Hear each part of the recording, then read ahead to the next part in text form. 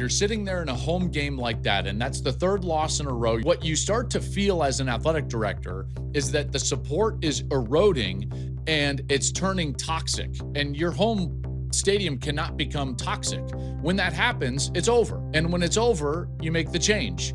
And so that's what Pat Kraft decided to do with James Franklin. I totally understand that. And everyone's going to be talking about the buyout and so on and so forth. But it's really not about that. It's about trajectory of program. You've got to not only have some momentum through this back half of the season for the result, which now maybe doesn't matter so much, but it's also about retaining your own roster and building the roster for the future. The recruiting class that they're trying to bring in, potential transfer portal class that they're trying to bring in. So when you know it's over, what you don't want to do is just hang out in this purgatory type of place where are they or aren't they? What's going on? And that indecision leads to decommitments, even though they might still occur because a lot of those guys are committing to a coaching staff. But that's really the reason why. Now, do I love that? No, I don't love that. To me, Penn State is the apple of the cycle. This is going to be the best job. And the reason is that the support is there.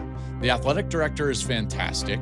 They're just putting in 9 figures plus into that stadium, which is already one of the best environments in college football. You can win a national championship up there. This is a conference that is playing the best football at the top. It might not be as deep as the SEC is with all those teams in the middle of the SEC, but at the top, it is the premium conference in college football. So this is right now the best job available.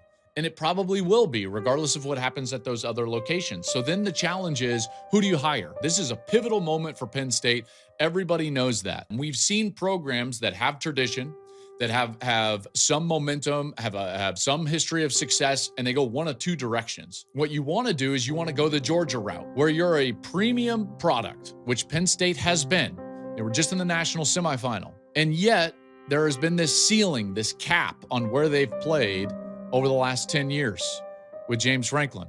Like Georgia with Mark Richt, you want to bring somebody in who can take you to the next level, right? Not just totally rebuild it and do all of these things. So who is that guy? This is a moment right now in really all of college football. This will start in motion a series of dominoes, and it's going to be important. So who do they go after?